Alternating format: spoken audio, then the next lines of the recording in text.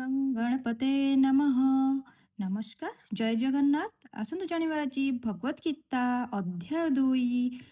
यदा ते मोह कलिलं बुद्धि व्यर्तितरिष्यति तदा गन्तासि निर्वेदं श्रोतव्यस्य श्रुतास्य च। ଏହି ଶ୍ଲୋକରେ ଭଗବାନ ଶ୍ରୀକୃଷ୍ଣ ଅର୍ଜୁନଙ୍କୁ କହୁଛନ୍ତି, ଯେତେବେଳେ ତୁମର ବୁଦ୍ଧି ମୋହ ଓ ଭ୍ରମରୁ ବାହାରି ଆସିବ, ସେତେବେଳେ ତୁମେ ଯାହା ଶୁଣିଛ ଓ ଯାହା ଆଗକୁ ଶୁଣିବାକୁ ଅଛି ସେ ସବୁ ପ୍ରତି ଆଉ ଇଚ୍ଛା ହେବ ନାହିଁ।